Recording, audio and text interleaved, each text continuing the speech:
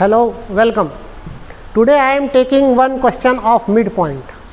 See, in projection of straight line, I think the more difficult question is projection of straight line of midpoints. So आज मैंने एक midpoint का question लिया है. Simple question है. The true length is given and theta and phi is given. So the midpoint problem is to be solved as easy as your simple problem. जैसे मान लीजिए आपके क्वेश्चन में ट्रू लेंथ दी है, theta दिया है, phi दिया हुआ है, तो आप जिस तरह से सिंपल क्वेश्चन करते हैं ये वैसे ही क्वेश्चन है. बस आपके फर्स्ट क्वेश्चन में एंड ए दिया रहता है, इसमें आपको मिड पॉइंट दिया हुआ है. तो मैं आपको ये भी बताऊंगा कि टाइम टू टाइम कैसे आप चेक करते जाएं कि आपका क्वेश्चन सही चल रहा है या नहीं. चलिए सबसे पहले मैं स्टार्ट करता हूँ. Line is inclined 45 degree to HP. Very simple, आप लोग बना सकते हैं. सबसे पहले मैंने पॉइंट बना लिया है. Point C is 20 mm above HP and in the VP it is mid point. Simple सी बात है. अगर ये एक स्ट्रेट लाइन है AB और इस स्ट्रेट लाइन का ये मिड पॉइंट है C, तो अब मैं इस मिड पॉइंट को मार्क करूँगा. मैंने ये मिड पॉइंट मार्क कर दिया. इसका मतलब क्या हो गया, आधी स्ट्रेट लाइन इधर रहेगी और आधी स्ट्रेट लाइन इधर रहेगी.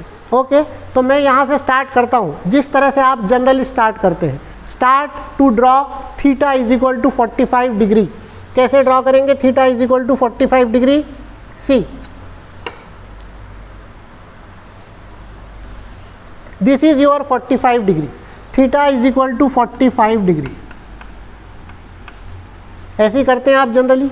अब इस बार अपने को क्या करना है, इसको पीछे की तरफ एक्सटेंड भी करना है, हाफ, जस्ट हाफ. ठीक, अब आपको ट्रू लेंथ दी हुई है 120 mm. अब इस 120 mm में से आप 60 mm इधर लेंगे और 60 mm इधर लेंगे. ये मैंने 60 mm मार्क किया इधर, दिस इज 60 mm.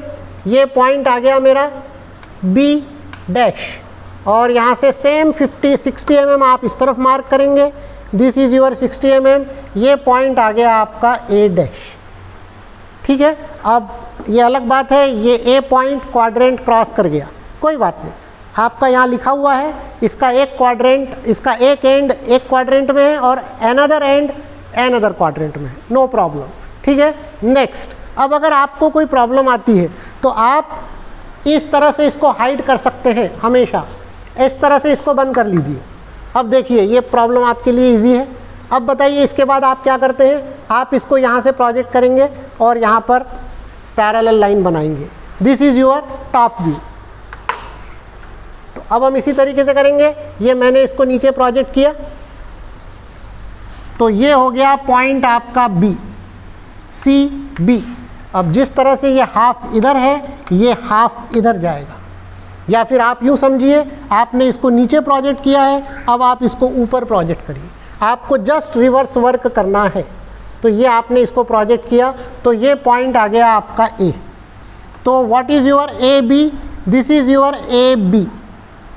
ये हो गया आपका top view. So AB is your top view. अब अपन नेक्स्ट करते हैं. Next is line is inclined 30 degree to VP. अब फिर आपको कोई प्रॉब्लम है, आप सिंपली इसको हाइड कर लीजिए. अब बताइए अब आप क्या करेंगे. अब आप यहाँ से 30 डिग्री का एंगल ड्रॉ करेंगे. ठीक है, चलिए उसी तरीके से अपन करते हैं. तो अब आप यहाँ से ड्रॉ करेंगे 30 डिग्री का एंगल. ये आपने ड्रॉ किया 30 डिग्री का angle. This is phi is equal to 30 degree. अब यहाँ पर भी आप ट्रू लेंथ मार्क करेंगे. So your true length is same 120. इसमें से आप लेंगे 60 इधर, और अब आप इसको बैक साइड में भी एक्सटेंड करेंगे. Just extend this line. जब आप इसको एक्सटेंड करेंगे तो जितना आपने इस तरफ लिया था 60 mm, सेम 60 mm आपको इस तरफ लेना है, same 60 mm. So this point is your A1 and this point is your B1. तो ये आ गई आपकी ट्रू लेंथ और ये भी है आपकी ट्रू लेंथ. अब अपन क्या करेंगे, हमेशा जब भी आपको कोई डाउट हो आप इस तरफ का पार्ट हाइड कर लीजिए और आगे बढ़िए, तो आपको समझ में आता जाएगा। आप यहाँ से इसको प्रोजेक्ट करिए, यहाँ से पैरेलल लाइन ड्रॉ करिए, तो आपका फ्रंट व्यू बन जाएगा।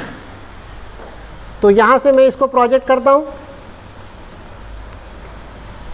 ये आपने इसको प्रोजेक्ट किया, यहाँ से आपने पैरेलल लाइन ड्रॉ करी, तो ये पॉइंट आ गया आपका B1 डैश। अब सेम वर्क आपको करना है अपोजिट साइड में। आपने जिस तरह से इसको ऊपर प्रोजेक्ट किया था, आप इसको नीचे प्रोजेक्ट करेंगे, और जिस तरह से आपने इधर लाइन बनाई थी, आपको इसके अपोजिट डायरेक्शन में लाइन बनाना है। तो ये हो गया पॉइंट आपका A1 dash. What is A1 dash B1 dash? A1 dash B1 dash is your front view. A1 dash B1 dash आ गया आपका फ्रंट व्यू। ठीक है, अब सिंपल। अब फिर आपको कोई डाउट हो रहा है, अब आप फिर से इसको हाइड कर दीजिए। अब बताइए आप क्या करते हैं। अब आप यहाँ से लोकस ड्रॉ करेंगे, फ्रंट व्यू को ऊपर रोटेट करेंगे, यहाँ से लोकस ड्रॉ करेंगे, टॉप व्यू को नीचे रोटेट करेंगे। तो यही वर्क करिए और इसको सेम आप अपोजिट डायरेक्शन में रिपीट करिए। कैसे? सबसे पहले मैं यहाँ पे ड्रॉ करता हूँ लोकस। ये मैंने लोकस ड्रॉ किया, और ये मैंने यहाँ पर भी लोकस ड्रॉ कर दिया।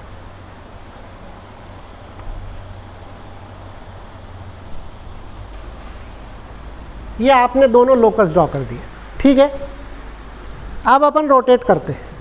इस फ्रंट व्यू को मैं रोटेट करता हूं ऊपर की तरफ।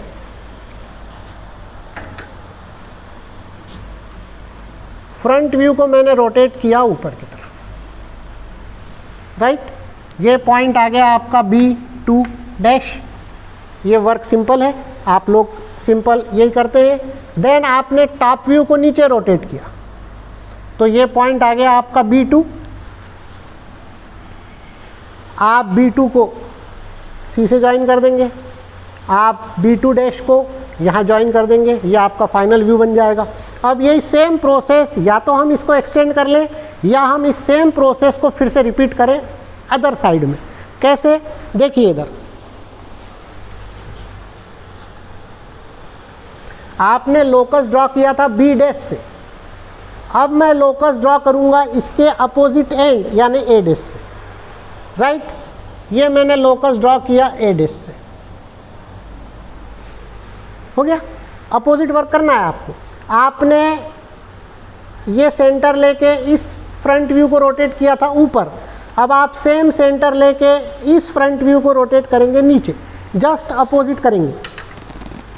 ओके, सो अगर आप यहाँ से इसको रोटेट करेंगे तो भी सेम पॉइंट पे आएगा। अब आपको पता है, अगर मैं इसको ज्वाइन करता हूँ,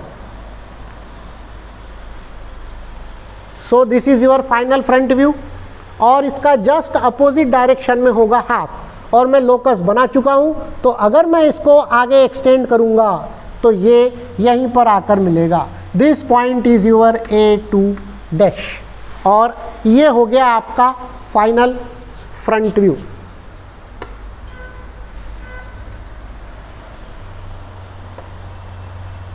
this is your final front view. Okay, next आपने लोकस बनाया था B1 पे, अब आप लोकस बनाएंगे इसके जस्ट अपोजिट एंड यानी कि A1 पे। तो अब मैं लोकस बनाऊंगा A1 पे,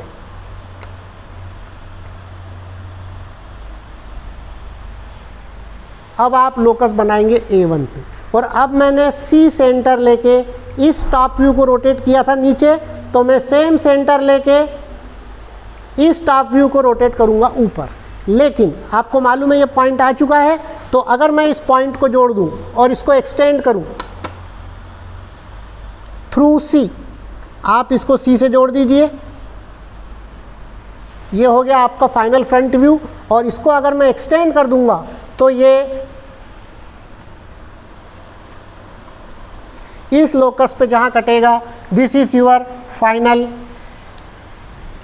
point A2। So this is your final front view and this is your final top view. Now as you know, this angle is alpha and this angle is beta. Now last finally I draw the projectors. जैसे कि आप draw करते हैं A2 dash और A2, आप एक projector draw करिएगा, this is your final projector, and B2 dash to B2 आप ड्रॉ करिएगा, ये है आपका final projector. Okay, so this is your complete question and simple steps. Okay, bye.